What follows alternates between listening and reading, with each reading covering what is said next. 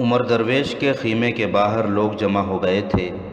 ان میں علی بن سفیان بھی تھا اور اس کے ساتھ مصری فوج کے چھاپہ مار بھی خاصی تعداد میں تھے، جو اس علاقے میں مختلف بحروپوں میں رہتے تھے۔ انہیں دن کے دوران اکٹھا کر لیا گیا اور بتا دیا گیا تھا کہ ان کا مشن کیا ہے۔ ان میں چند ایک گھوڑوں پر سوار تھے، ان کے پاس ہتھیار بھی تھے۔ لوگوں میں عمر درویش پر نظر رکھنے والے اور اس کی مدد کرنے والے سوڈانی جاسوس بھی تھے۔ ان کی تعداد 5-6 سے زیادہ نہیں تھی۔ علی بن سفیان نے انہیں پہچان رکھا تھا، وہ بھی مرنے مارنے کے لیے تیار ہو کر آئے تھے، لیکن انہیں یہ اندازہ نہیں تھا کہ ان کے مد مقابل کتنے آدمی ہیں۔ عاشی اپنے مخصوص طلسماتی لباس اور حلیے میں باہر نکلی۔ اس نے اداکاری کی، دونوں مشعلوں کے درمیان چھوٹا سا قالین بچھایا۔ عمر درویش خیمے سے نکلا اور مستانہ چال چلتا قالین پر آ کھڑا ہوا، دونوں بازو پھیلا کر آسمان کی طرف کیے اور منہ اوپر کر کے کچھ بڑبڑانے لگا۔ عاشی نے اس کے آگے سجدہ کیا، پھر اس کے سامنے 2 زانوں بیٹھ گئی۔ اے خدا کے مقدس ایلچی، جس کا احترام ہم سب پر فرض ہے، عاشی نے کہا، انسانوں کا یہ گروہ طور کا جلوہ دیکھنے آیا ہے جو خدائے ذوالجلال نے موسیٰ کو دکھایا تھا، اور جنات بھی جن سے میں ہوں طور کا جلوہ دیکھنے آئے ہوئے ہیں۔ کیا ان سب کو شک ہے کہ میں خدا کا جو پیغام لایا ہوں وہ برحق نہیں؟ عمر درویش نے پوچھا، اگر گستاخی ہو تو مجھے بخش دینا اے خدا کے بھیجے ہوئے پیغمبر۔ ایک آدمی نے کہا، طور کا جلوہ دکھا کر ہم گنہگاروں کے دلوں سے سارے شک نکال دے۔ علی بن سفیان نے اس آدمی کو دیکھا، اسے وہ پہچانتا تھا، وہ عمر درویش کے ساتھ کا آدمی تھا۔ ہاں مقدس ہستی، علی بن سفیان نے آگے آ کر کہا، ہم شک میں ہیں، ہمیں طور کا جلوہ دکھا، اور اگر یہ لڑکی جنات میں سے ہے تو اسے کہہ کہ تھوڑی سی دیر کے لیے غائب ہو جائے، پھر ہمارے شک ختم ہو جائیں گے۔ عمر درویش نے درخت والی پہاڑی کی طرف اشارہ کر کے کہا، ادھر دیکھو، اندھیرے میں تمہیں کچھ بھی نظر نہیں آ رہا؟ اس نے زمین سے ایک مشعل اکھاڑی اور بلند کی۔ اس نے اونچی آواز میں کہا، خدائے ذوالجلال، تیرے سادہ اور جاہل بندے شکوک کے اندھیروں میں بھٹک رہے ہیں۔ انہیں وہی جلوہ دکھا جو تو نے موسیٰ کو دکھایا تھا اور جس سے فرعونوں کی نشیمن کو جلایا تھا۔ اس نے مشعل دائیں بائیں لہرائی، پھر اوپر کر کے نیچے کی، مگر پہاڑی پر کوئی شعلہ نمودار نہ ہوا۔ عمر درویش نے ایک بار پھر مشعل کو اوپر سے نیچے کو لہرایا، مگر پہاڑی پر چھوٹا سا شرارہ بھی نہ چمکا۔ پہاڑی پر عمر درویش کا ایک آدمی مرا پڑا تھا اور 2 رسیوں سے بندھے ہوئے تھے۔ وہ علی بن سفیان کے 4 آدمیوں کے قبضے میں تھے۔ انہیں وہاں سے عمر درویش کی مشعل کی حرکت نظر آ رہی تھی۔ کسی نے کہا، آج کسی کو طور کا جلوہ نظر نہیں آئے گا۔ سب نے قہقہا لگایا، آج طور کا جلوہ نظر نہیں آئے گا۔ علی بن سفیان نے بلند آواز سے کہا۔ وہ عمر درویش سے مخاطب ہوا، عمر درویش، اگر تو آج پہاڑی سے شعلہ اٹھا دے تو میں خدا کے بجائے تمہاری عبادت کروں گا۔ ایک آدمی نے خنجر نکالا اور علی بن سفیان کی پیٹھ کی طرف سے آگے گیا۔ وہ 2-4 قدم آگے گیا ہوگا کہ پیچھے سے ایک بازو اس کی گردن کی گرد لپٹ گئی۔ کوئی بھی نہ دیکھ سکا کہ ایک آدمی خیمے کے عقب سے خیمے کے اندر چلا گیا ہے۔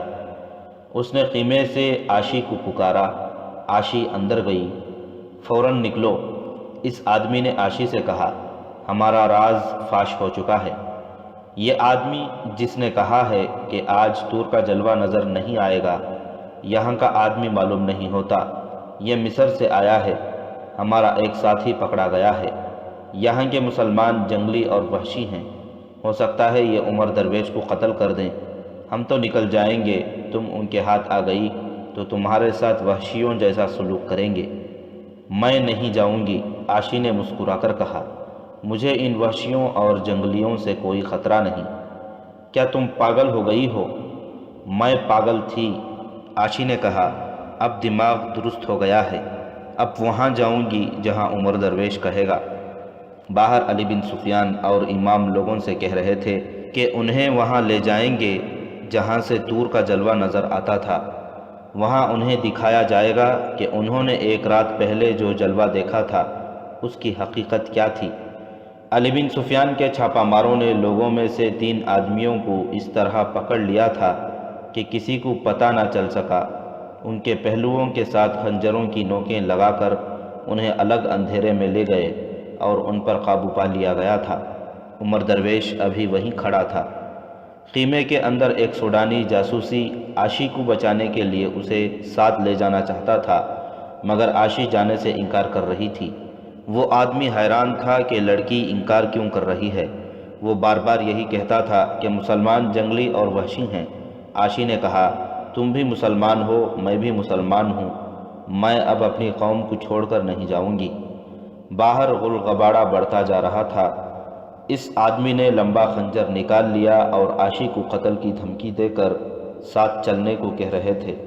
عاشی نے تلوار ایسی جگہ رکھی ہوئی تھی جہاں سے فوراً نکالی جا سکتی تھی۔ عمر درویش نے اسے کہہ رکھا تھا کہ ہتھیار ہر لمحہ تیار رہنے چاہیے۔ عاشی نے لپک کر تلوار کھینچ لی اور کہا، ہم دونوں میں سے کوئی بھی باہر نہیں جائے گا۔ ایک مرد کے لیے یہ بہت بڑا چیلنج تھا کہ اسے ایک عورت للکارے۔ وہ جان گیا کہ یہ معاملہ گڑبڑ ہے اور اتنی قیمتی لڑکی ہاتھ سے جا رہی ہے۔ اسے قتل کر دینا یا اڑا لے جانا ضروری ہو گیا تھا۔ اسے توقع نہیں تھی کہ عاشی تیغ زنی کی سوجھ بوجھ رکھتی ہے یا نہیں۔ وہ خنجر سے اس پر حملہ آور ہوا۔ عاشی نے اس کے خنجر پر تلوار ماری۔ خنجر اس کے ہاتھ سے چھوٹ گیا، لیکن خیمے سے ٹکرا کر اس کے قریب گرا۔ اس نے خنجر اٹھا لیا۔ عاشی نے اس پر تلوار کا وار کیا۔ وہ تجربہ کار تیغ زن تھا، وار بچا گیا۔ عاشی نے کہا، میرا استاد بھی وہی ہے جس نے تمہیں تیغ زنی سکھائی ہے۔ اس نے عاشی کا ایک اور وار اس طرح روکا کہ ایک طرف ہوا اور عاشی کے سنبھلنے تک اس کے اوپر آ گیا۔ اس نے عاشی کی کلائی پکڑ لی اور بولا، میں تمہیں قتل نہیں کروں گا عاشی، ہوش میں آؤ۔ عاشی نے اس کی ناک پر ٹکر ماری۔ وہ پیچھے ہٹا تو وار اس کے خنجر پر کر کے خنجر پھر گرا دیا۔ وہ وار بچانے کے لیے پیچھے ہٹا تو خیمے نے اسے روک لیا۔ اب تلوار کی نوک اس کی شہرک پر تھی۔ عاشی نے کہا، میں مسلمان باپ کی بیٹی ہوں۔ اس نے نوک اس آدمی کی شاہ رگ میں دبائی اور بولی، بیٹھ جاؤ، ہاتھ پیچھے کر لو، میری طاقت میرا ایمان ہے، میں اب کھلونا نہیں۔ باہر اب یہ عالم تھا کہ ایک مشعل علی بن سفیان نے اٹھا لی تھی اور دوسری امام نے۔ 4-5 چھاپا ماروں نے عمر درویش کو اپنے گھیرے میں لے لیا تھا۔ اسے انہوں نے مجرم کی حیثیت سے حراست میں نہیں لیا تھا، بلکہ حفاظت کے لیے اسے اپنی پناہ میں لے لیا تھا۔ خطرہ یہ تھا کہ جو سوڈانی جاسوس اس کے ساتھ لگے ہوئے تھے وہ اسے قتل کر سکتے تھے، لیکن معلوم ہوتا تھا کہ ان میں سے اب کوئی بھی آزاد نہیں تھا۔ یہ ہدایت علی بن سفیان نے دی تھی کہ جو ہی ہنگامہ شروع ہو عمر درویش کو پناہ میں لے لیا جائے۔ عمر درویش نے ایک چھاپا مار سے کہا، خیمے میں لڑکی ہے، اسے بھی ساتھ لے چلنا، وہ مسلمان ہے۔ خیمے میں گئے تو وہاں کچھ اور ہی منظر تھا۔ عاشی نے تلوار کی نوک پر ایک آدمی کو بٹھا رکھا تھا۔ اس آدمی کو پکڑ لیا گیا۔ عمر درویش سے علی بن سفیان نے کہا، مجھے یقین ہے کہ میرے آدمی اس پہاڑی پر پہنچ گئے ہیں، اسی لیے وہاں سے شعلہ نہیں اٹھا۔ بہتر یہ ہے کہ لوگوں کو ابھی وہاں لے جا کر دکھایا جائے کہ شعلہ کیسے پیدا کیا جاتا ہے، تاکہ جو اس شعبدہ بازی کے جھانسے میں آ گئے ہیں ان کے ذہن صاف ہو جائیں۔ ایک مسئلہ اور ہے جس کی طرف فوری توجہ کی ضرورت ہے، عمر درویش نے کہا، اسحاق کو قید خانے سے رہا کرانا ہے۔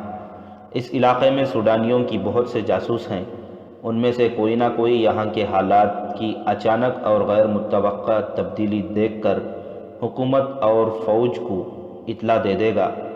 اس کا نتیجہ یہ ہوگا کہ اسحاق کو قید خانے کے تہ خانے میں ڈال کر اسے اذیت رسانی سے مار دیا جائے گا۔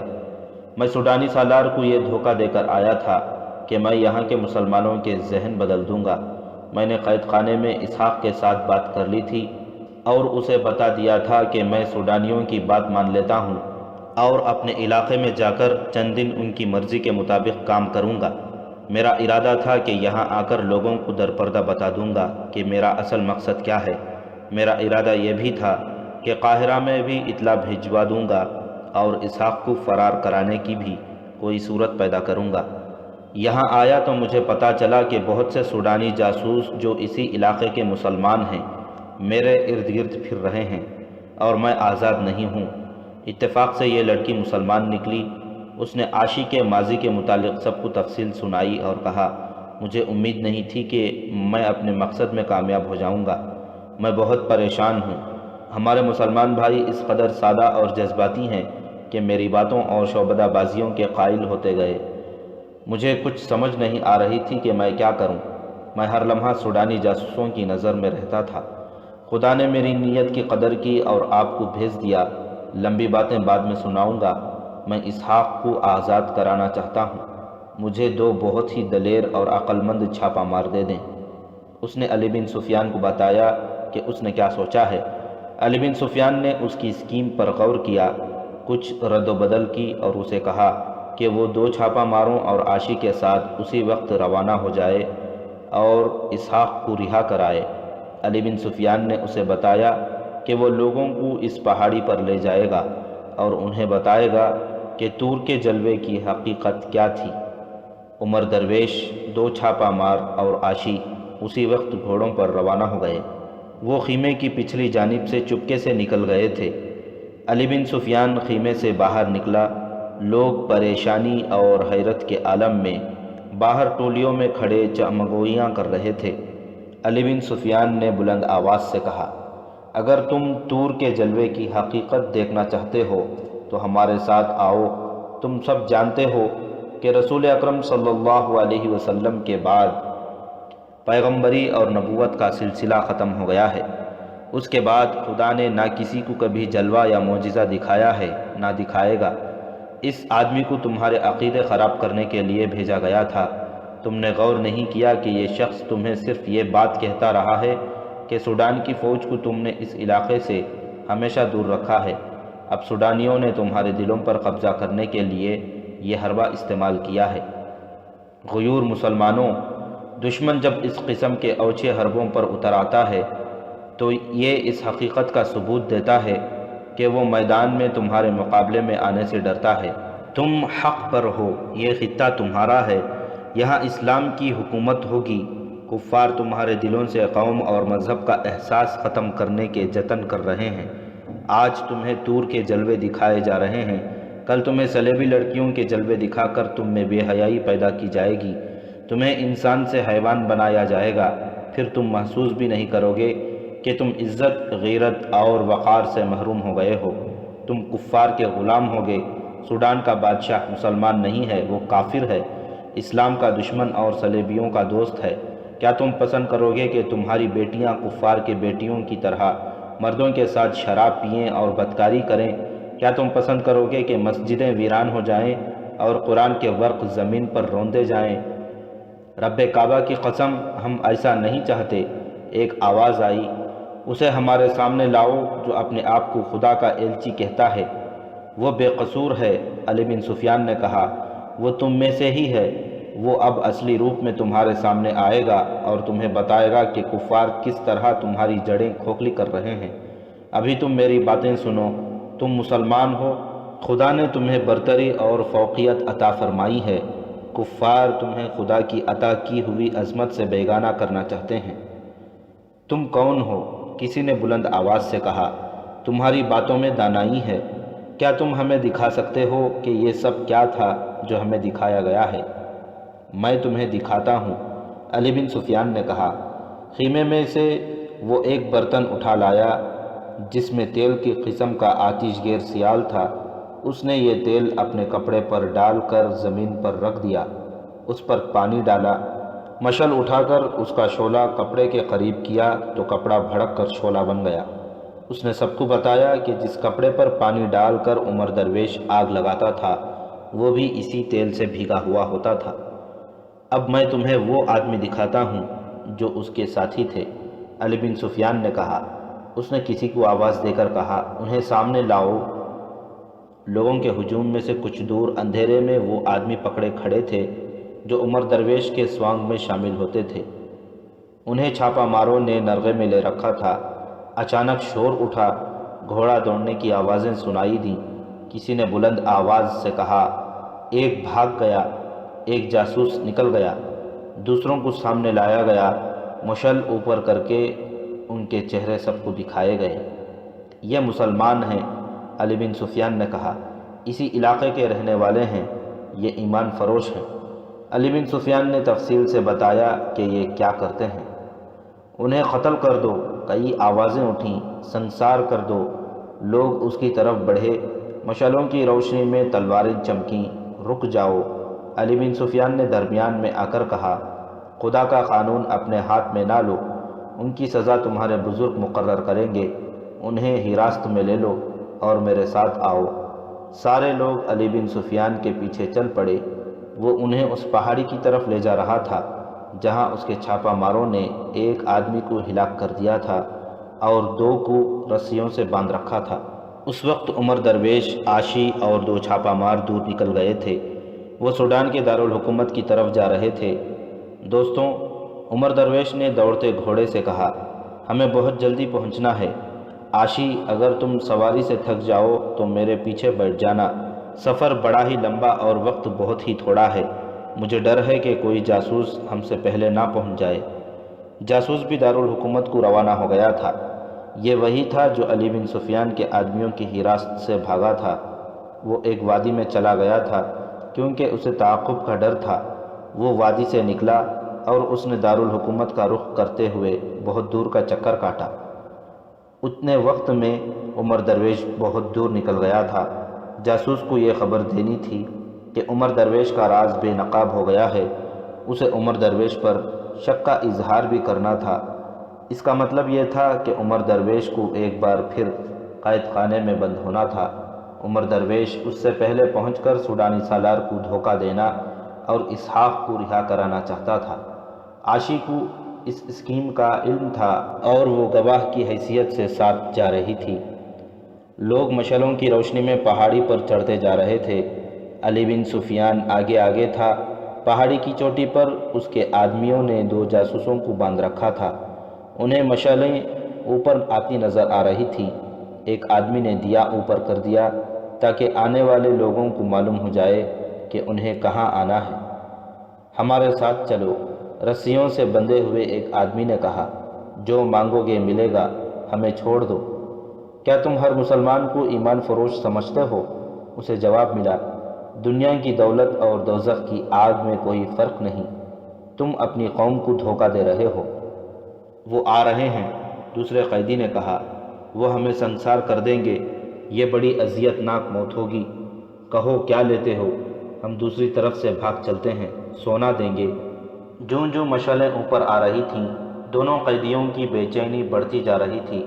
ایک نے کہا، تمہارے پاس تلواریں ہیں، ان سے ہماری گردنیں کاٹ دو، ہمیں ان لوگوں سے بچاؤ، اللہ سے گناہوں کی بخشش مانگو۔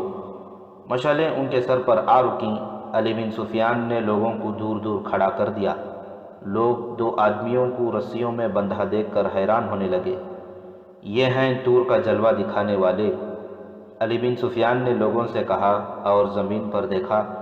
وہاں آتش گیر سیال گرا ہوا تھا، ذرا پرے برتن پڑا تھا۔ اس نے کہا، اس برتن میں وہی تیل تھا جو میں نے کپڑوں پر ڈال کر دکھایا تھا، یہ تیل یہاں گرایا گیا ہے، میں نے 4 آدمی شام کے وقت یہاں چھپا دیے تھے۔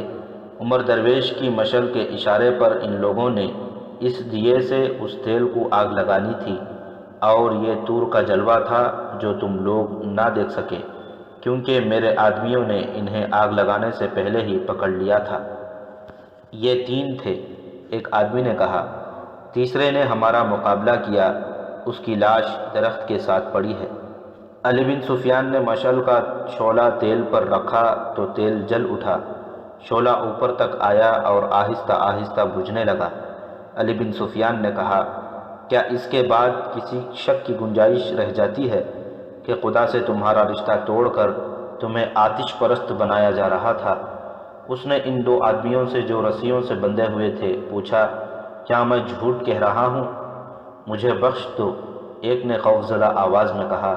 تم نے جو کہا سچ کہا ہے۔ کیا تم اسی علاقے کے مسلمان نہیں ہو؟ ہاں، دونوں نے سر ہلائے۔ کیا تمہیں صلیبیوں اور سوڈانی کفار نے اس کام کی تربیت نہیں دی؟ انہوں نے ہی دی ہے، اور تم اپنی قوم کو دھوکہ دینے اور اپنے مذہب کو تباہ کرنے کا انعام لے لیتے ہو۔ ہاں، ایک نے جواب دیا، ہم اس کا انعام لیتے ہیں۔ ہمیں بخش دو، دوسرے نے کہا، ہم اپنی قوم کے لیے جانیں قربان کر دیں گے۔ پیچھے سے ایک جوشیلے مسلمان نے اتنی تیزی سے تلوار کے 2 وار کیے کہ دونوں کے سر جسموں سے جدا ہو کر گر پڑے۔ اگر میں قاتل ہوں تو مجھے قتل کر دیا جائے۔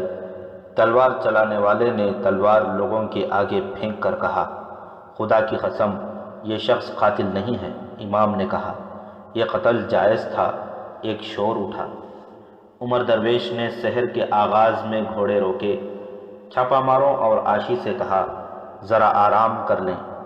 گھوڑوں کو بھی آرام دینا ضروری تھا۔ دارالحکومت کی طرف جانے والا جاسوس آدھی رات تک چلا اور ایک جگہ آرام کرنے کے لیے رک گیا۔ اسے معلوم نہیں تھا کہ عمر درویش آگے آگے جا رہا ہے۔ وہ لیٹا اور سو گیا۔ صبح طلوع ہوتے ہی عمر درویش نے اپنے قافلے کو گھوڑوں پر سوار کیا اور روانہ ہو گیا۔ وہ فوجی تھا، چھاپا مار بھی سختیاں برداشت کرنے کے عادی تھے۔ عاشی لڑکی تھی جو محلات میں رہنے کی عادی تھی۔ اسے ٹریننگ تو ملی تھی، لیکن اس کی زندگی عیش و عشرت میں گزر رہی تھی۔ عاشی، عمر درویش نے اسے دوڑتے گھوڑے سے کہا، تمہارا چہرہ اتر گیا ہے، تم شب بیداری کی بھی عادی نہیں، میرے گھوڑے پر آ جاؤ۔ عاشی مسکرائی، مگر اس کی آنکھیں بند ہو رہی تھیں۔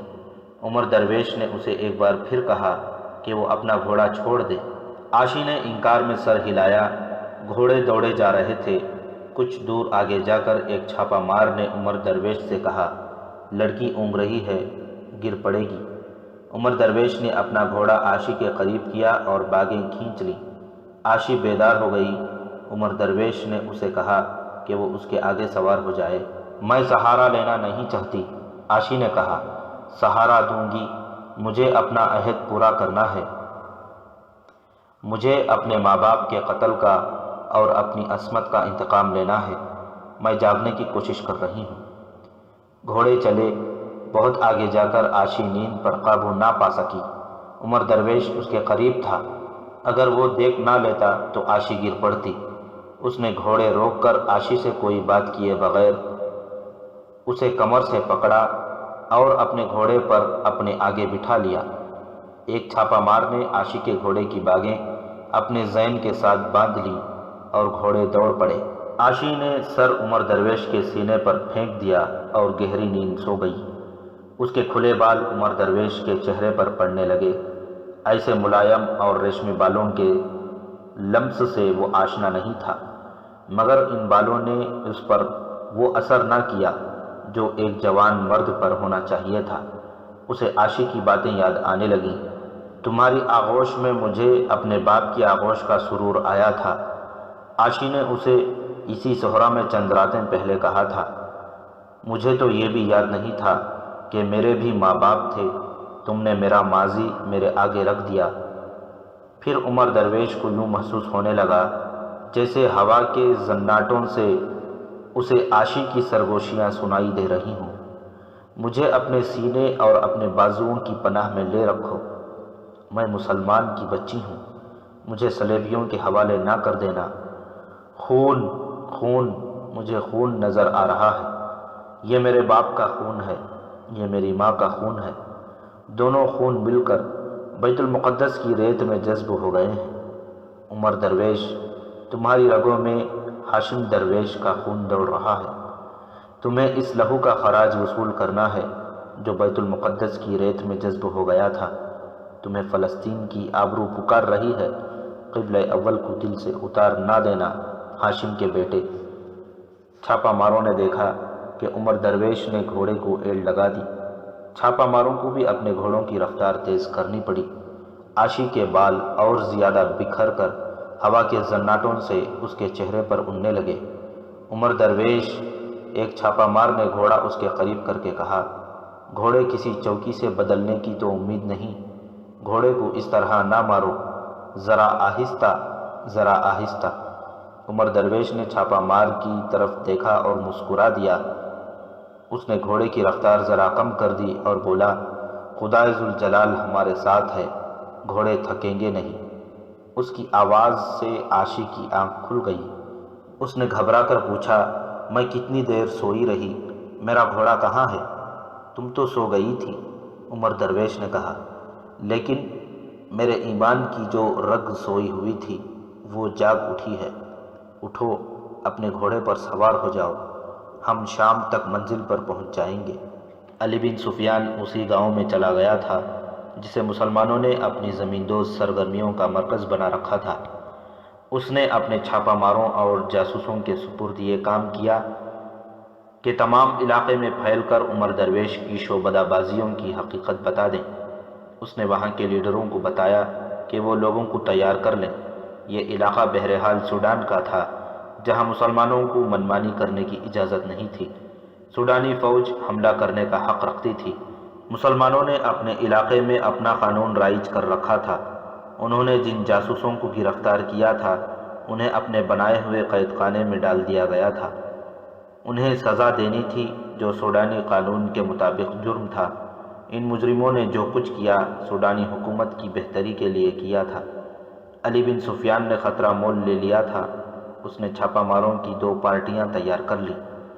قید خانے میں اسحاق کو ایک اچھے کمرے میں رکھا گیا تھا۔ اسے نہایت اچھا کھانا باعزت طریقے سے دیا جاتا تھا۔ وہ اچھی طرح سمجھتا تھا کہ اس کے ساتھ اتنا اچھا سلوک کیوں ہو رہا ہے۔ عمر درویش اسے اپنی پوری اسکیم بتا کر گیا تھا۔ اسحاق تنہائی میں بیٹھا اسی کے متعلق سوچتا رہا تھا۔ اسے 2 خطرے نظر آ رہے تھے۔ ایک یہ کہ عمر درویش نے قید خانے کی اذیتوں سے تنگ آ کر سوڈانیوں کے ہاتھوں میں کھیلنا شروع کر دیا ہوگا۔ دوسرا خطرہ یہ کہ عمر درویش کہیں اپنے ہی منصوبے کی نظر نہ ہو گیا ہو۔ اسحاق اپنے فرار کے متعلق بھی سوچتا رہتا تھا، لیکن اسے کوئی صورت نظر نہیں آتی تھی۔ سوڈانیوں کے لیے وہ قیمتی قیدی تھا جس پر انہوں نے اضافی پہرے لگا رکھے تھے۔ جب سے عمر درویش اس سے الگ ہوا تھا، اسے کسی نے نہیں کہا تھا کہ وہ اپنی قوم کو سوڈان کا وفادار بنائے۔ سوڈانی سالار جو اس کے پیچھے پڑا رہتا تھا اس کے سامنے بھی نہیں آیا تھا۔ سورج غروب ہو چکا تھا۔ 4 گھوڑے سوڈان کی دارالحکومت میں داخل ہوئے اور سیدھے فوج کے مرکز کے سامنے جا رکے۔ عمر درویش کو معلوم تھا کہ اسے کہاں جانا ہے اور کسے ملنا ہے۔ اسے ذہنی تخریب کاری کی تربیت یہیں سے ملی تھی۔ اس نے محافظ دستے کے کمانڈر کو اس سوڈانی سالار کا نام بتایا جس نے اسے اس کام کے لیے تیار کیا تھا۔ اسے فوراً سالار کے گھر پہنچا دیا گیا۔ ناکام لوٹے ہو یا کوئی اچھی خبر لائے ہو؟ سوڈانی سالار نے اسے دیکھتے ہی کہا۔ اچھی خبر اس سے سنیں۔ عمر درویش نے عاشی کی طرف اشارہ کر کے کہا، آپ مجھ پر شاید اعتبار نہ کریں۔ عاشی تھکن سے چور پلنگ پر گر پڑی۔ وہ مسکرا رہی تھی۔ اس نے عمر درویش سے کہا، انہیں ساری بات خود ہی بتاؤ اور ذرا جلدی کرو، ہمارے پاس اتنا وقت نہیں ہے۔ ہماری مہم اتنی جلدی کامیاب ہوئی ہے کہ جس کی مجھے بالکل امید نہیں تھی، عمر درویش نے کہا، اور پوری تفصیل سے سنایا کہ اس نے کس طرح پانی کو آگ لگائی اور طور کے جلوے دکھائے ہیں۔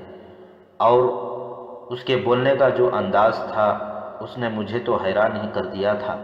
عاشی نے عمر درویش کے متعلق کہا، لوگ اس کے شعبدوں سے اتنے متاثر نہیں ہوئے جتنے اس کی زبان سے۔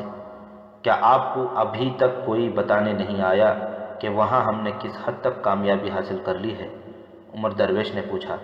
کوئی بھی نہیں آیا، سوڈانی سالار نے کہا، میں تم دونوں کے متعلق پریشان تھا۔ عمر درویش کو یہ سن کر اطمینان ہوا کہ یہاں ابھی تک کوئی جاسوس نہیں پہنچا۔ جاسوس جو مسلمانوں کی حراست سے فرار ہو کر آ رہا تھا ابھی دور تھا۔ اس کی رفتار وہ نہیں تھی جو عمر درویش کی تھی۔ اس رفتار سے اسے صبح کے وقت پہنچنا تھا۔ عمر درویش کا دھوکہ اسی جاسوس کی غیر حاضری میں ہی چل سکتا تھا۔ اس کے پہنچتے ہی اصل صورتحال کو بے نقاب ہونا اور عمر درویش کو قید خانے میں بند ہونا تھا۔ اب مجھے اسحاق کی ضرورت ہے، عمر درویش نے کہا۔ میں آدھے سے زیادہ مسلمانوں کے ذہن صاف کر چکا ہوں۔ میں نے انہیں اس پر آمادہ کر لیا ہے کہ وہ سوڈان کے وفادار ہو جائیں۔ میں نے صلاح الدین ایوبی کے خلاف نفرت اور دشمنی پیدا کر دی ہے۔ میں نے ثابت کر دیا ہے کہ صلاح الدین ایوبی فرعونوں کا جانشین ہے۔ اب مسلمانوں کا اپنا کوئی قائد کہہ دے کہ ہمیں سوڈان کا وفادار ہونا چاہیے، اس علاقے کی تمام تر آبادی آپ کی ہوگی۔ میں نے وہاں معلوم کیا ہے اور میں خود بھی جانتا ہوں کہ یہ قائد اسحاق کے سوا اور کوئی نہیں ہو سکتا۔ اسے وہاں کے مسلمان پیر اور پیغمبر مانتے ہیں۔ مگر اسحاق سے منوائے گا کون؟ سوڈانی سالار نے کہا، میں اسے اس خطے کی امارت کے لالچ دے چکا ہوں، اسے ایسی ایسی اذیتیں دی ہیں جو گھوڑا بھی برداشت نہیں کر سکتا۔ عاشی بھی ناکام ہو چکی ہے، اب مجھے کوشش کرنے دیں۔ عمر درویش نے کہا، اسے قید خانے سے نکال کر اسی کمرے میں بھیج دیں جہاں آپ نے اسے ایک بار رکھا تھا اور مجھے بھی رکھا تھا۔ آپ اس کے دشمن ہیں، میں اس کا ساتھی ہوں۔ کیا وہاں عاشی کو ایک بار پھر آزماؤ گے؟ سوڈانی سالار نے پوچھا۔ نہیں، عمر درویش نے جواب دیا، میں اب اپنی زبان کا جادو آزماؤں گا۔ اسے اگر ابھی اس کے کمرے میں لے جائیں تو مجھے امید ہے کہ صبح تک میں اسے اپنے جال میں پھانس لوں گا۔ میرے پاس زیادہ وقت نہیں، اس علاقے سے میری غیر حاضری لمبی ہونی نہیں چاہیے۔ آپ جانتے ہیں کہ وہاں مصری جاسوس بھی ہیں، میں نے وہاں جو جادو چلایا ہے اسے مصری جاسوس میری غیر حاضری میں بیکار کر سکتے ہیں۔ سوڈانی سالار نے ان دو چھاپہ ماروں کے متعلق پوچھا جو عمر درویش کے ساتھ تھے۔ اس نے بتایا کہ یہ اس کے محافظ اور مرید ہیں، اور یہ کہ اس کے ساتھ رضاکارانہ طور پر آئے ہیں۔ وہ ایک عمارت کا خوشنما کمرہ تھا جس میں اسحاق کو لایا گیا۔ سالار خود اسحاق کو قید خانے میں سے لانے کے لیے گیا تھا۔ اس نے اسحاق سے کہا تھا، میں تمہاری قومی جذبے اور ایمان کا قائل ہو گیا ہوں۔ تمہارا ایک دوست عمر درویش تم سے ملنے کا خواہش مند ہے۔ میں چاہتا ہوں کہ تمہاری ملاقات اچھے ماحول میں ہو۔ مجھے قید خانے سے زیادہ غلیظ اور جہنمی ماحول اور تمہاری محلات سے زیادہ دل فریب ماحول اپنی راہ سے نہیں ہٹا سکتے۔ اسحاق نے کہا، مجھے تہ خانے میں لے چلو یا بالا خانے میں اپنا ایمان نہیں بیچوں گا۔ سوڈانی سالار ہنس پڑا اور اسے اس کمرے میں لے گیا جہاں عمر درویش اس کے انتظار میں موجود تھا۔ سوڈانی سالار بھی کمرے میں رہا۔ تمہارا چہرہ بتا رہا ہے کہ تم نے ان کافروں کے ہاتھ اپنا ایمان بیچ ڈالا ہے۔ اسحاق نے عمر درویش سے کہا، تمہارے چہرے کی رونق اور آنکھوں کی چمک بتا رہی ہے کہ تم بہت دنوں سے قید خانے سے باہر گھوم پھر رہے ہو۔ مجھ سے کیوں ملنا چاہتے ہو؟ میں تمہارے چہرے پر بھی یہی رونق اور آنکھوں میں یہی چمک دیکھنا چاہتا ہوں جو تم میرے چہرے پر اور آنکھوں میں دیکھ رہے ہو۔ عمر درویش نے کہا، ذرا مجھے مہلت دو، ذرا سی دیر کے لیے اپنا دل اور اپنا ذہن مجھے دے دو، تحمل اور اطمینان سے میری بات سنو۔ سوڈانی سالار پاس کھڑا تھا، وہ خطرہ مول نہیں لینا چاہتا تھا۔ اسحاق اس کا نہایت اہم قیدی تھا اور عمر درویش بھی قیدی تھا۔ یہ عمر درویش کا دھوکہ بھی ہو سکتا تھا۔ وہ ان دونوں کو ایک ایسے کمرے میں آزاد نہیں چھوڑ سکتا تھا جو قید خانے کا کمرہ نہیں تھا۔ اس نے 4 سنتریوں کا انتظام کر دیا تھا، 2 کمرے کے سامنے کھڑے تھے اور 2 پچھلے دروازے کے سامنے۔ برچھیوں اور تلواروں کے علاوہ انہیں تیر و کمان بھی دیے گئے تھے تاکہ فرار کی کوشش کامیاب نہ ہو سکے۔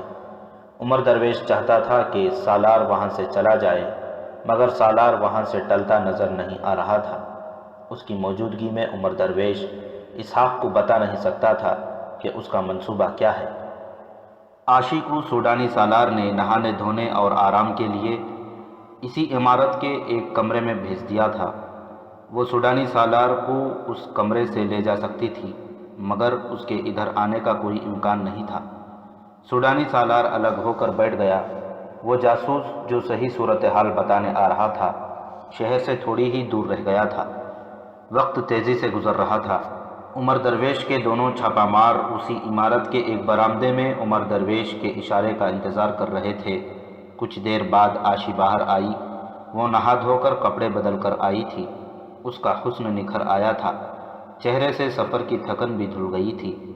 وہ چھاپہ ماروں کے پاس جا رکی۔ سالار چلا گیا ہے؟ عاشی نے ان سے پوچھا۔ نہیں، ایک چھاپہ مار نے جواب دیا، وہ اندر ہے، اسے چلے جانا چاہیے۔ عاشی نے کہا، اور وہ اس کمرے کی طرف چل پڑی۔ عمر درویش نے اسے کمرے میں داخل ہوتے دیکھا تو اسے امید کی کرن نظر آئی۔ سوڈانی سالار نے اسے دیکھا تو اس کے ہونٹوں پر وہی مسکراہٹ آ گئی جو اس جیسے مردوں کے ہونٹوں پر عاشی جیسی دلکش لڑکی کو دیکھ کر آیا کرتی ہے۔ عاشی ٹہلتے ٹہلتے سالار کے پیچھے چلی گئی۔ اس نے عمر درویش کو گہری نظروں سے دیکھا۔ عمر درویش کو موقع مل گیا۔ اس نے عاشی کو اشارہ کیا کہ سالار کو یہاں سے غائب کرو۔ اسحاق بھائی، عمر درویش نے پوچھا، کیا ہم سوڈان کے بیٹے نہیں ہیں؟ میں سب سے پہلے اسلام کا بیٹا ہوں، اسحاق نے جواب دیا، اور میں اب بھی مصری فوج کا کمانڈر اور سلطان صلاح الدین کا وفادار ہوں۔ اگر سوڈان کی زمین میری ماں ہے تو میں اپنی ماں کو اسلام کے دشمنوں کے حوالے نہیں کر سکتا۔ عمر درویش، میں تمہاری طرح اسلام کی عظمت اور اپنی غیرت کو فروخت نہیں کر سکتا۔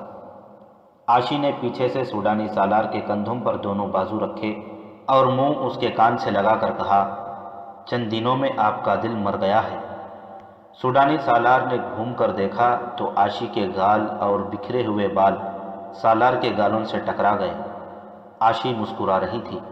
اس نے مخمور اور تشنا لہجے میں کہا، میں اتنی خطرناک اور تھکا دینے والی مہم سے واپس آئی ہوں، کل پھر انہی جنگلیوں کے پاس چلی جاؤں گی جن کے پاس پینے کو پانی کے سوا کچھ بھی نہیں۔ میں تو شراب کی بو کو بھی ترس گئی ہوں۔ اوہ، سوڈانی سالار نے چونک کر کہا، میں تو اس قصے میں تمہیں بھول ہی گیا تھا۔ میں کسی سے کہہ دیتا ہوں، تم اسی کمرے میں چلو۔ عاشی نے کہا، اکیلے کیا خاک مزہ آئے گا؟ آپ بھی چلیے، یہاں کوئی خطرہ نہیں، دونوں طرف سنتری کھڑے ہیں، کچھ دیر بعد یہیں آ جانا۔ عاشی اس فن کی استاد تھی۔ بچپن سے اب تک اسے مردوں کو اپنے جال میں پھانسنے اور انگلیوں پر نچانے کی تربیت دی گئی تھی۔ اس نے یہی فن اپنے آقاؤں اور استادوں کے خلاف آزمانا شروع کر دیا۔ سوڈانی سالار اس کی مسکراہٹ کے فریب میں آ گیا اور اس کے ساتھ چل پڑا۔ باہر جا کر اس نے ایک ملازم کو شراب لانے کو کہا اور عاشی کے ساتھ کمرے میں چلا گیا۔ عاشی نے اسے اپنے بازوؤں کے گھیرے میں لے لیا اور ذرا سی دیر میں بوڑھے سالار پر جوان لڑکی کا طلسم طاری ہو گیا۔ اتنے میں شراب آ گئی۔ عاشی نے سالار کو جام پہ جام پلانا شروع کر دیے۔ نیت صاف ہو تو خدا بھی مدد کرتا ہے، عمر درویش نے اسحاق سے کہا۔ میں نے جو سوچا تھا وہ ہر لحاظ اور ہر پہلو سے اصلی شکل میں آ گیا ہے۔ تمہاری بات شہر سے نکل کر سناؤں گا۔ 2 چھاپا مار ساتھ لایا ہوں، 2 سنتری ادھر کھڑے ہیں، 2 ادھر۔ ہمیں صرف اس طرف کے سنتریوں کو ختم کرنا ہے جس طرف سے نکلنا ہے۔ 4 گھوڑے تیار ہیں۔ 4 گھوڑے سنتریوں کے تیار کھڑے ہیں تاکہ فرار کی صورت میں وہ ہمارا تعاقب کر سکیں۔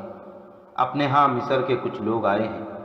ایک آدمی بہت ہی دانش مند معلوم ہوتا ہے، اس نے اپنا نام نہیں بتایا۔ قاہرہ اطلاع پہنچ گئی ہے کہ یہاں کیا ہوا ہے۔ سالار کو لڑکی لے گئی ہے۔ میں ذرا باہر کا جائزہ لے لوں، لڑکی کو بھی ساتھ لے جانا ہے۔ کیوں؟ اسحاق نے پوچھا، اس بدکار کے ساتھ تمہارا کیا تعلق ہے؟ باہر چل کر بتاؤں گا، عمر درویش نے کہا۔ یہ کوئی ایسا ویسا تعلق نہیں، لڑکی مسلمان ہے۔ عمر درویش باہر نکلا۔ سنتریوں نے اسے سوڈانی سالار کے ساتھ اس کمرے میں آتے دیکھا تھا، اس لیے انہوں نے اسے احترام کی نظروں سے دیکھا۔ وہ اپنے چھاپا ماروں کے پاس گیا اور انہیں بتایا کہ سنتریوں کو سنبھالنے کا وقت آ گیا ہے۔ پھر اس نے اس کمرے کا دروازہ آہستہ سے ذرا سا کھولا۔ سالار کے ہوش شراب میں ڈوب چکے تھے۔ اس نے جھوم کر پوچھا، کون ہے؟ میں دیکھتی ہوں، عاشی نے کہا۔ ہوا سے دروازہ کھل گیا ہے۔ اس نے سالار کو سہارا دے کر پلنگ پر لٹا دیا۔ سالار نے بازو پھیلا کر لڑکھڑاتی آواز میں کہا، تم بھی آؤ، نشے کو دگنا کر دو۔ عاشی باہر نکل آئی اور آواز پیدا کیے بغیر دروازہ باہر سے بند کر دیا۔ عمر درویش اور عاشی نے دونوں چھاپا ماروں کو ساتھ لیا اور اسحاق والے کمرے کی طرف گئے۔ سوڈانی جاسوس شہر میں داخل ہو چکا تھا اور وہ جاسوسی کے مرکز کی طرف جا رہا تھا۔ عمر درویش نے دونوں سنتریوں سے کہا، دونوں اندر چلو اور قیدی کو قید خانے میں لے جاؤ۔ سالار نے حکم دیا ہے کہ ہاتھ باندھ کر لے جانا۔ دونوں سنتری اکٹھے اندر گئے۔ ان کے پیچھے دروازہ بند ہو گیا۔ دونوں چھاپا مار بیک وقت ان پر جھپٹے۔ دونوں کی گردنیں ایک ایک چھاپا مار کے بازو کے شکنجے میں آ گئیں۔ چھاپا ماروں نے خنجر پہلے ہی نکال لیے تھے۔ انہوں نے سنتریوں کے دلوں پر وار کیے اور انہیں ختم کر دیا۔ سوڈانی جاسوس اپنے ٹھکانے پر پہنچ گیا تھا اور ایک نائب سالار کو صحیح رپورٹ دے رہا تھا۔ عمر درویش نے اسحاق سے کہا، فوراً نکلو۔ باہر 4 گھوڑے عمر درویش کے کھڑے تھے اور 4 سنتریوں کے۔ دوسری طرف کے سنتریوں کو معلوم ہی نہ ہو سکا کہ اندر کیا ہو رہا ہے۔ یہ سب گھوڑوں پر بیٹھے، رات نے فرار پر پردہ ڈالے رکھا۔ شہر گہری نیند سویا ہوا تھا۔ فرار ہونے والوں نے گھوڑوں کو فوراً ایڑ نہ لگائی۔ عاشی بھی ان کے ساتھ تھی۔ سوڈانی جاسوس نے اپنی رپورٹ دی تو نائب سالار اسے سوڈانی سالار کے پاس لے گیا۔ انہیں بتایا گیا کہ وہ کہاں ہیں۔ وہ دونوں ادھر آئے تو راستے میں انہوں نے 5 گھوڑ سوار جاتے دیکھے۔ ایک دوسرے کے قریب سے گزر گئے۔ اندھیرے کی وجہ سے کوئی کسی کو پہچان نہ سکا۔ نائب سالار نے اس برآمدے میں جا کر ادھر ادھر دیکھا جہاں کچھ دیر پہلے 2 سنتری کھڑے تھے۔ اس نے کمرے کا دروازہ کھولا تو اسے دونوں سنتریوں کی لاشیں پڑی نظر آئیں۔ خون بہہ بہہ کر ہر طرف پھیل گیا تھا۔ نائب سالار نے اندر جا کر دوسرا دروازہ کھولا۔ ادھر 2 سنتری آرام سے کھڑے تھے۔ بھاگ دوڑ شروع ہو گئی۔ ایک کمرے میں سالار پلنگ پر پڑا نشے میں بدمست عاشی کو پکار رہا تھا۔ نائب سالار نے اسے بلایا اور اٹھایا۔ عاشی نے اسے بہت ہی زیادہ پلا دی تھی۔ اسے جب بتایا گیا کہ 2 سنتری کمرے میں مرے پڑے ہیں تو ذرا ہوش میں آیا۔ جب وہ بات سننے اور سمجھنے کی حالت میں آیا، اس وقت عمر درویش، اسحاق، 2 چھاپا مار اور عاشی شہر سے بہت دور نکل گئے تھے۔ تعاقب بیکار تھا۔ صبح کے وقت اسے صحیح صورتحال کا علم ہوا۔ اگلی رات آدھی گزر گئی تھی جب عمر درویش اپنے قافلے کے ساتھ اپنے پہاڑی علاقے میں داخل ہوا۔ علی بن سفیان ان کے انتظار میں بے تاب ہو رہا تھا۔ ضرورت یہ تھی کہ اسحاق اور عمر درویش کو فوراً مصر بھیج دیا جائے، لیکن ایک ضرورت یہ بھی تھی کہ انہیں اس علاقے میں گھمایا پھرایا جائے تاکہ جن لوگوں نے سوڈانیوں کی شعبدہ بازیاں دیکھی ہیں انہیں اصل حقیقت معلوم ہو جائے۔ البتہ فوری طور پر یہ انتظام کر دیا گیا کہ کچھ آدمیوں کو دیکھ بھال کے لیے مقرر کر دیا گیا تاکہ سوڈانی فوج حملہ کرے تو قبل از وقت اطلاع مل جائے۔ دوسری ضرورت یہ تھی کہ مصری فوج کے کچھ اور چھاپا مار اس علاقے میں بلا لیے جائیں جو سوڈانی فوج کے حملے کی صورت میں عقب سے شب خون ماریں اور فوج کو اس علاقے سے دور رکھیں۔ اس طرح عمر درویش، علی بن سفیان اور اس کے چھاپا ماروں نے وہ معرکہ جیت لیا جو کمانڈروں، بادشاہوں اور قوم کی نظروں سے اوجھل ہو کر لڑا گیا تھا۔ یہ ایک انفرادی جنگ تھی جو ایمان اور قومی جذبے کی قوت سے لڑی گئی تھی۔ سلطان صلاح الدین ایوبی نے اس درپردہ جنگ پر ہمیشہ توجہ مرکوز رکھی تھی۔ اس کا انٹیلیجنس کا نظام بہت ہوشیار تھا۔ اس وقت جب سوڈانی مسلمانوں نے یہ معرکہ جیت لیا تھا، سلطان ایوبی مسلمان امرا، دمشقین، سیف الدین اور الملک الصالح کی متحدہ افواج کو شکست فاش دے کر ان کے تعاقب میں جا رہا تھا۔ راستے میں اس نے چند ایک اہم مقامات اور چھوٹے بڑے قلعوں پر قبضہ کر لیا تھا۔ وہ حلب کی طرف بڑھ رہا تھا جو ایک اہم شہر اور الملک الصالح کی فوج کا مرکز تھا۔ سلطان ایوبی اس شہر کو محاصرے میں لے کر محاصرہ اٹھا چکا تھا۔ وہاں کے مسلمانوں نے اس کا مقابلہ ایسی بے جگری سے کیا تھا کہ سلطان ایوبی اش اش کر اٹھا تھا۔ محاصرہ اٹھانے کی وجہ اس سے پہلے سنائی جا چکی ہے۔ اس کے بعد مسلمان افواج کی آپس میں جو جنگ ہوئی اس کی تفصیلات بھی سنائی جا چکی ہیں۔ سلطان ایوبی نے تینوں مسلمان فوجوں کو بے تحاشا نقصان پہنچا کر اس طرح پسپا کیا کہ فوجیں بکھر گئیں اور سلطان ایوبی نے تعاقب جاری رکھا۔ اس کی زیادہ تر توجہ حلب کی فوج پر تھی کیونکہ وہ بہادری سے لڑنے والی فوج تھی۔ یہ حلب کی سمت پسپا ہو رہی تھی۔ سلطان ایوبی اسے راستے میں ہی تباہ کر دینا چاہتا تھا کیونکہ وہ حلب پر قبضہ کرنے کو پیش قدمی کر رہا تھا۔ اس نے تعاقب کا انداز یہ نہ رکھا کہ اپنی فوج کو اس کے پیچھے ڈال دیا، بلکہ اس نے اپنے برق رفتار دستے کسی دوسرے راستے سے آگے بھیج دیے اور کچھ چھاپا مار دونوں پہلوؤں پر بھیج دیے۔ حلب کی فوج افراتفری کے عالم میں حلب کو جا رہی تھی۔ آگے جا کر اس کے کمانڈروں نے دیکھا کہ سلطان ایوبی کی فوج نے راستہ روک رکھا ہے۔ حلب کی فوج رک گئی۔ اس کے سپاہیوں میں لڑنے کی ہمت نہیں رہی تھی۔ ان کا ساز و سامان بھی کم رہ گیا تھا، رسد اور خوراک کی بھی کمی تھی۔ یہ فوج رکی تو پہلوؤں پر سلطان ایوبی کے چھاپہ ماروں نے شب خون اور چھاپے مارنے شروع کر دیے۔ سلطان ایوبی کے کمانڈروں نے اعلان کرنے شروع کر دیے، حلب والوں ہتھیار ڈال دو۔ سلطان ایوبی محاذ سے پیچھے تھا، اسے اطلاعیں مل رہی تھیں کہ حلب کی فوج ہتھیار ڈالنے کی حالت میں آ رہی ہے۔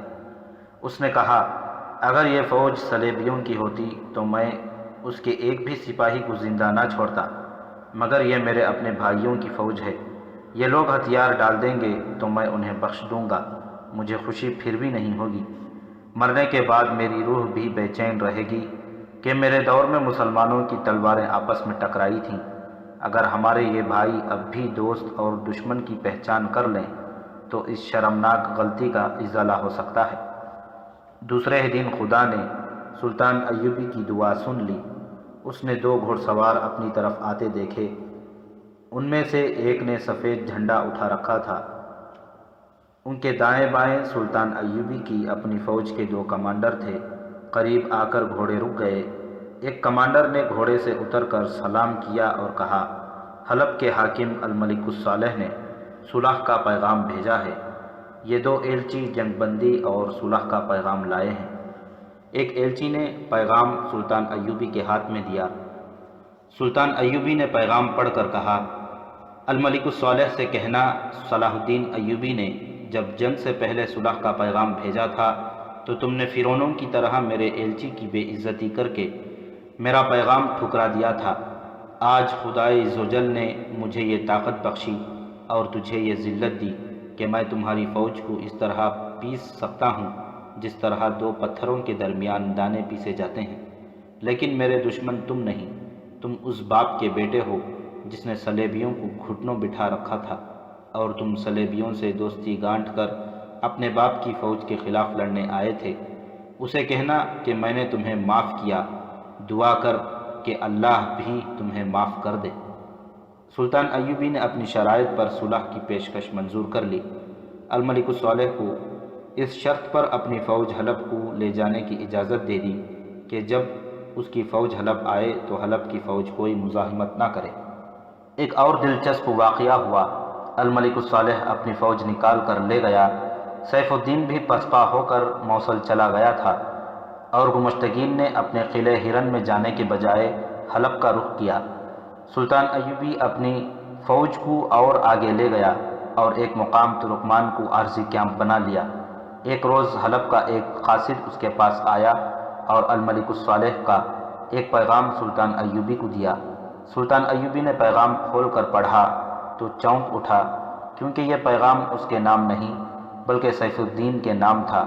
الملک الصالح نے سیف الدین کو لکھا تھا، آپ کا خط مل گیا ہے، جس میں آپ نے اس پر خفگی کا اظہار کیا ہے کہ میں نے صلاح الدین ایوبی کے آگے ہتھیار ڈال کر صلح کر لی ہے۔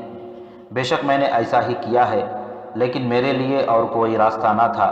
میری فوج اس کی فوج کے گھیرے میں آ گئی تھی۔ میرے سپاہی تھکے ہوئے، ڈرے ہوئے اور زخمی تھے۔ میرے سالاروں نے مجھے مشورہ دیا کہ صلاح الدین ایوبی کو صلح کا دھوکہ دیا جائے اور اپنی فوج کو اس کے چنگل سے نکالا جائے۔ میں نے یہی بہتر جانا اور صلاح الدین ایوبی کو صلح کا پیغام دے دیا۔ محترم غازی سیف الدین، آپ مطمئن رہیں، میں نے وقت حاصل کرنے کے لیے صلح کی ہے، ورنہ میرے پاس آج ایک بھی سپاہی نہ ہوتا۔ میں اب حلب میں اپنے فوج کی تنظیم نو کرا رہا ہوں، نئی بھرتی شروع کرا دی ہے۔ میں نے صلاح الدین ایوبی کی یہ شرط تسلیم کر لی ہے کہ اس کی فوج حلب میں آئے گی تو ہماری فوج مزاحمت نہیں کرے گی، لیکن وہ جب یہاں آئے گا تو اس کی فوج کو ایسی مزاحمت ملے گی جو اس کے تصور میں بھی نہیں آ سکتی۔ آپ اپنی فوج کو از سر نو تیار کر لیں، ہمیں صلاح الدین ایوبی کے خلاف لڑنا اور اس کی طاقت کو ختم کرنا ہے۔ اس پیغام میں اور بھی بہت کچھ لکھا تھا۔ مورخوں نے اس پر اتفاق کیا ہے کہ الملک الصالح نے سلطان ایوبی کو صلح کا دھوکہ دیا تھا، اور اس پر بھی کہ الملک الصالح نے سیف الدین کے خط کے جواب میں جو جواب لکھا تھا وہ غلطی سے سلطان ایوبی کو مل گیا تھا، یا یہ قاصد سلطان ایوبی کا جاسوس تھا۔ یورپی مورخوں نے لکھا ہے کہ یہ قاصد کی غلطی تھی، دو نے لکھا ہے کہ پیغام سر منبہر کیا گیا تو باہر غلطی سے سلطان ایوبی کا نام لکھ دیا گیا تھا۔ مسلمان مورخ جن میں سراج الدین خاص طور پر قابل ذکر ہے، لکھتا ہے کہ سلطان ایوبی کا نظام جاسوس ایسا باکمال تھا کہ الملک الصالح کا قاصد اس کا جاسوس تھا۔ وہ الملک الصالح کا اتنا اہم پیغام سلطان ایوبی کے پاس لے آیا۔ قاضی بہاؤالدین شداد نے اپنی یادداشتوں میں لکھا ہے کہ اس پیغام نے سلطان ایوبی کو اس قدر پریشان کیا کہ کئی گھنٹے اس نے کسی سے بات بھی نہ کی، خیمے میں اکیلا پڑا رہا۔ البتہ اسے یہ خوشی ضرور ہوئی کہ اسے دشمن کے عزائم کا علم ہو گیا۔ اس نے حکم دیا کہ الجزیرہ، دیار اور بقر سے فوراً لوگوں کو بھرتی کیا جائے۔ اس نے اپنے مسلمان بھائیوں کے خلاف ایک اور خون ریز جنگ کی